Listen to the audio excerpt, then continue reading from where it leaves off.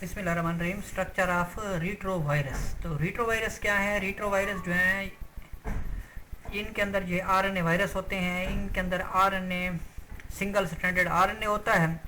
इनके अंदर एंजाइम पाया जाता है, रिवर्स ट्रांसक्रिप्टेज एंजाइम, जो सिंगल स्ट्रैंडेड आरएनए को डबल स्ट्रैंडेड डीएनए में तब्दील कर देता है।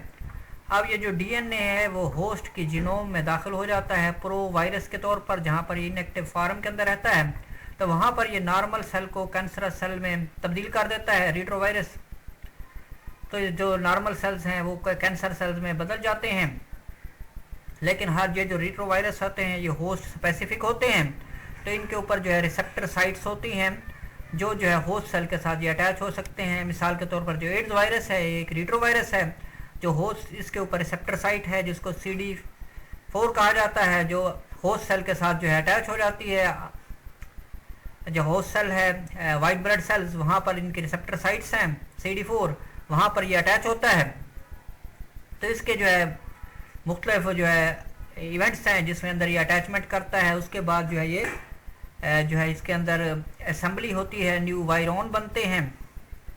आखिर में जो है नए रीट्रोवायरस जो है वो रिलीज होते हैं, वो इन्फेक्ट जो न्यू सेल्स हैं उनको इन्फेक्ट कर देते हैं। अब ये ज़्यादातर जो रीट्रोवायरस हैं ये कैंसर काजिंग हैं। रोडेंट्स के अंदर, फाउल्स के अंदर जो है ये कैंसर काज करते हैं। AIDS virus is also a retrovirus. तो इनको हम कैंसर काजिंग वायरस भी कहते हैं, तो लिहाजा इनको ऑन्को वायरस कहा जाता है। इनका डायमीटर तक 100 नैनोमीटर तक होता है। ये बहुत सारे मैनी सेंचुरीज तक जो है ये जाने जाते रहे हैं कि ये जो है अपने जो है ट्यूमर काजिंग हैं। रोडेंट्स में, फाउल्स में, कैट्स में ट्यूमर काज करते हैं। तो HIV के पहले बताया है, HIV human immunodeficiency virus, it is also a रीट्रोवायरस।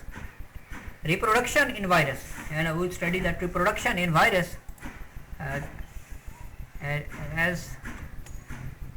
as we go there, and reproduction in virus में एज यू सी, जिस तरह आप देख सकते हैं रिप्रोडक्शन इन वायरस के रिजल्ट आ गए हैं। तो इसमें देखें इस पर क्या होता है। वायरस रेप्लिकेशन, तो वायरस रेप्लिकेशन है इनके अंदर देखना, क्योंकि वायरस जो हैं उनके अंदर अपनी जो है रेप्लिकेशन के एंजाइम मौजूद नहीं होते, वो होस्ट की मशीनरी को इस्तेमाल करते हैं। इसके अलावा वायरस जो है वो ATP भी प्रोड्यूस नहीं करते, वो होस्ट की ATP वगैरह को इस्तेमाल करते हैं अपनी रेप्लिकेशन के लिए।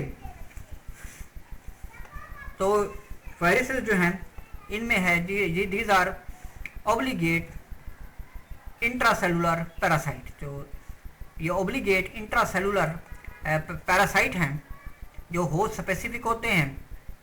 आउटसाइड द होस्ट जो है ये डिवाइड नहीं हो सकते। अब इनकी होस्ट रेंज होती है। अब कुछ वायरसेस जो हैं वो एक से एक तरह के होस्ट पर जो है अटैक करते हैं, उनकी होस्ट रेंज लिमिटेड होती है। बाज़ की होस्ट रेंज ज़्यादा भी है। अब होस्ट रेंज जो है, अब ये कैसे अपने होस्ट को जो है रिकॉग्नाइज करते हैं, तो इनके लिए एक स्पेसिफिक मेथड है, उसको लॉक एंड की मेथड्स होता है। स्पेसिफिक रिसेप्टर मॉलिक्यूल होते हैं होस्ट सेल के ऊपर, तो लिहाजा ये स्पेसिफिक होस्ट रिसेप्टर सेल्स जो हैं होस्ट सेल के ऊपर जो स्पेसिफिक रिसेप्टर हैं उनकी मदद से ये होस्ट को रिकॉग्नाइज कर लेते हैं। उसके बाद ये अपनी जो है अटैचमेंट करते हैं उस होस्ट के साथ। अब जितने जो है जिस तरह रेबीज वायरस हैं ये जो इन्फेक्ट करते हैं, नंबर ऑफ स्पीशीज़ को इन्फेक्ट कर सकते हैं, इनकी होस्ट रेंज जो है ज़्यादा है रेबीज वायरस। इसी तरह से दूसरे कुछ है जिनके अंदर जो है होस्ट रेंज बहुत ही कम है, एशेरिया कोलाई बैक्टीरिया, ये फेज वायरस हैं जो सिर्फ एशेरिया कोलाई बैक्टीरिया को जो है इन्फेक्ट करते हैं, तो इनकी होस्ट रेंज कम है। तो पहला जो है स्टेप है इसके अंदर जो वायरल इन्फेक्शन में पेनिट्रेशन के अंदर जो है पहले वायरस जो है फर्स्ट स्टेप है इसका रेप्लिकेशन का। पहले होस्ट जो पेनिट्रेशन में, इन पेनिट्रेशन वायरसेस होस्ट वायरस जो है रिकॉग्नाइज करते हैं होस्ट को। उसके बाद जो है ये अटैच हो जाते हैं होस्ट की सरफेस के साथ बाय देयर रिसेप्टर साइट्स और एंजाइम खारिज करते हैं। उस एंजाइम का नाम है लाइसोजाइम एंजाइम। ये जो लाइसोजाइम एंजाइम है ये होस्ट की जो सेल वॉल है उसको जो है डिसॉल्व कर देता है और जो है ये सेल मेम्ब्रेन के अंदर जो है वो पेनिट्रेट हो जाता है host. Life cycle of virus, life cycle of virus, life cycle of virus देखें आप इसमें। तो होस्ट के अंदर जो है वो सेल वॉल उसकी डिजॉल्व होगी, उसके अंदर ये अपनी जो है जीनोम को दाखिल कर दे। बाजू का बाद वायरस ऐसे होते हैं जो है अपनी जो है जीनोम को उसके अंदर होस्ट में डाल देते हैं और जो उनका प्रोटीन कोड बाहर आ जाता है। बाद वायरस जो है तमाम के तमाम जो है होस्ट सेल के अंदर दाखिल हो जाते हैं। अब नेक्स्ट जो है इसमें आता है रेप्लिकेशन। रेप्लिकेशन जो है ये जो है होस्ट की मशीनरी को इस्तेमाल करते हैं डीएनए पॉलीमरेज एंजाइम को, और जो है अपना डीएनए बनाना शुरू कर देते हैं with the expense of host. उसी होस्ट के एक्सपेंस पर बहुत सारे वायरस बनते हैं। उसी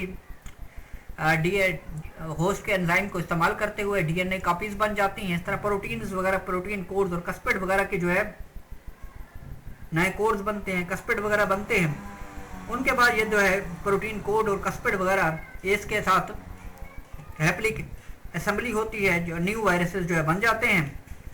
उसके बाद लाइसेंस होता है, ये सेल से बाहर निकलते हैं, सेल फटते हैं, वहाँ से ये जो न्यूली असेंबल्ड वायरस जो है बाहर निकल जाते हैं।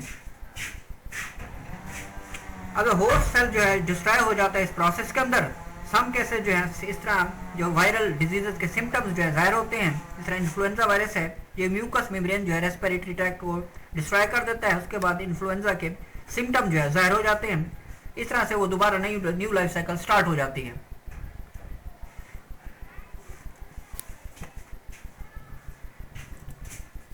Thanks for watching.